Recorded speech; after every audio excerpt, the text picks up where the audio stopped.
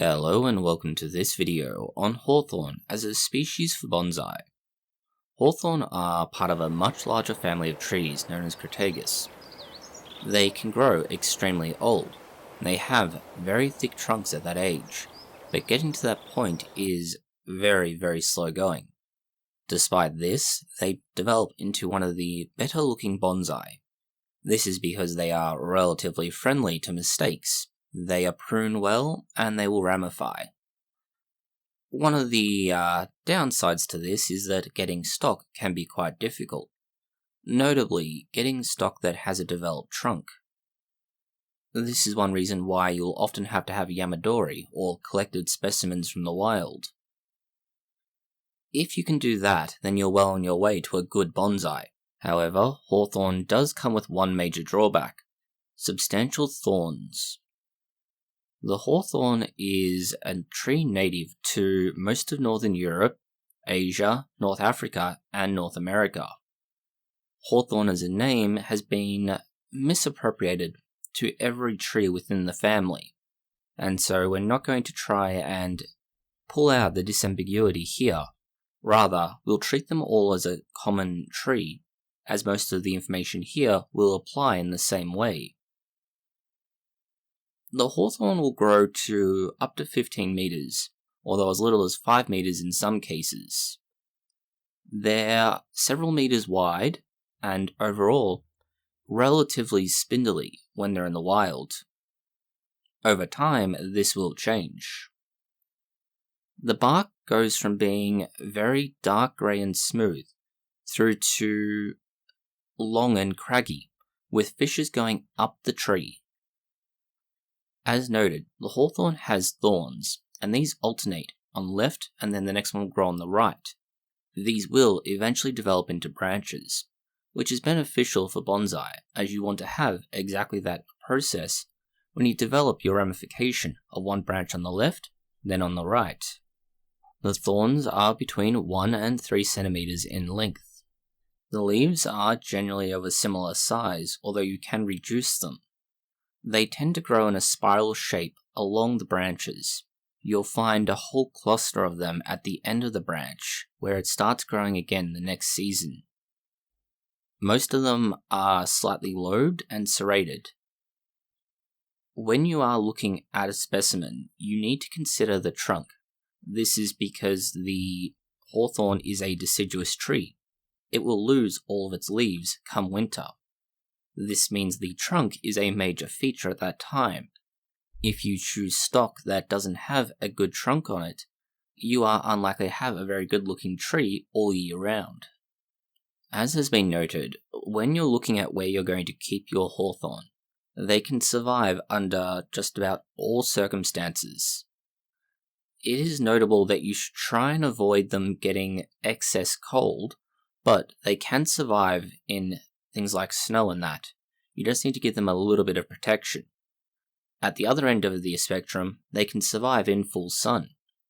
The only noteworthy concern is that those leaf buds had to be checked and make sure that they aren't damaged during the cold or dormant season.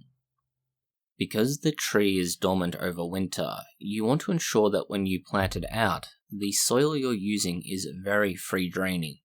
If it's not a free draining soil, when it's dormant in winter, you'll find that this creates problems about rot. One way to mitigate that is with watering, and when it's growing, you want to give it a lot of water. Like many other deciduous species, come spring, it puts on a lot of growth very quickly. It needs water to facilitate this. Come winter though, you want to take the watering down to almost nothing. Occasionally misting the tree may be adequate in some cases, and in others watering it less than once a month might be enough. As noted, the tree goes through extreme growth, particularly during spring. For this reason, you want to give it a lot of fertilizer shortly before the buds begin to pop open. Make sure you use a balanced fertilizer initially. Don't use a high nitrogen fertilizer right away. This is simply because you'll cause damage to the roots, which are just waking up, but also cause damage to the leaves, and you won't get the growth you want. Gradually increase the nitrogen content over the growing season. While you increase the nitrogen content, make sure to give it an otherwise balanced fertilizer. This is because you want phosphorus and potassium. This will allow the tree to not only flower, but develop fruit, something that the hawthorn can do if well looked after.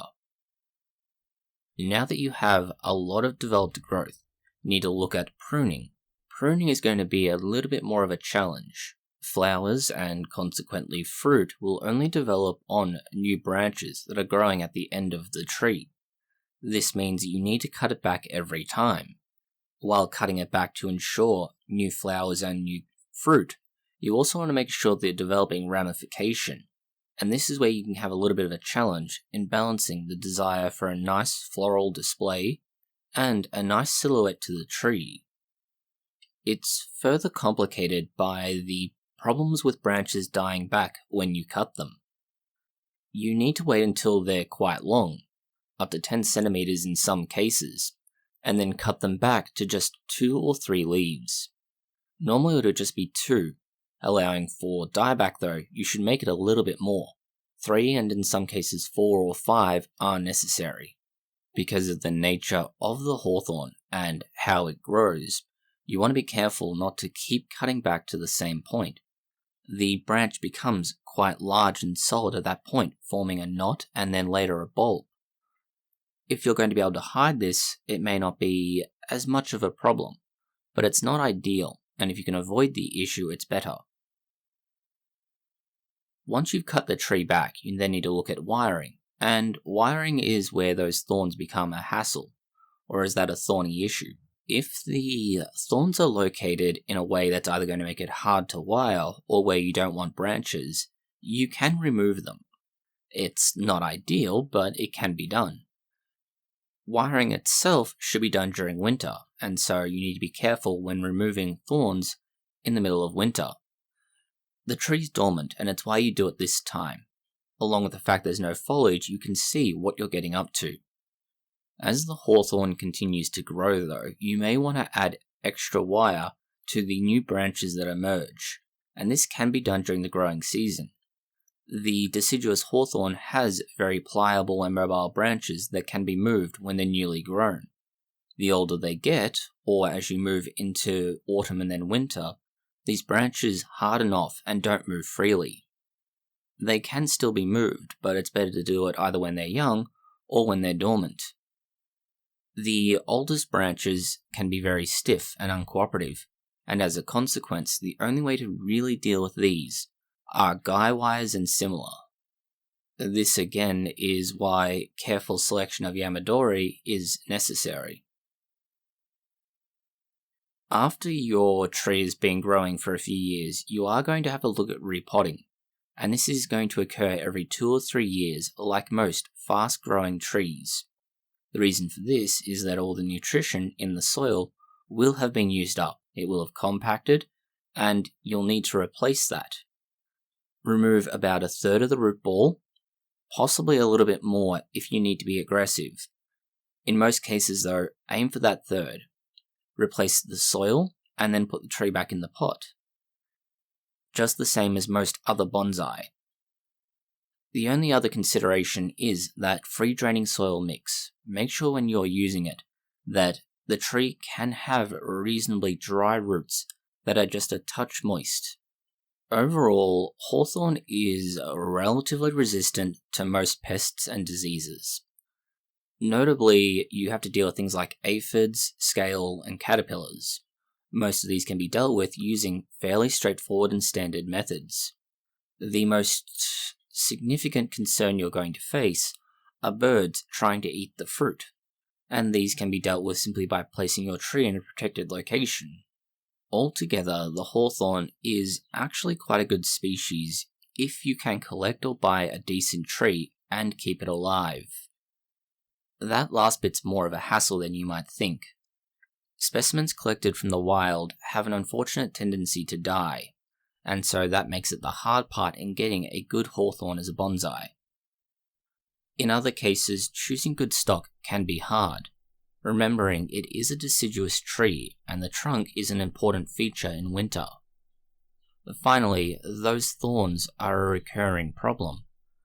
The upside to those thorns, though, is that they do lead to the development of branches, and they are positioned in such a way that you automatically get the desired pattern of new branch growth in your bonsai. Assuming, of course, that you don't eventually get stuck so many times that you throw the tree away. Thank you for watching this video. If you found it interesting, consider liking, sharing, and subscribing.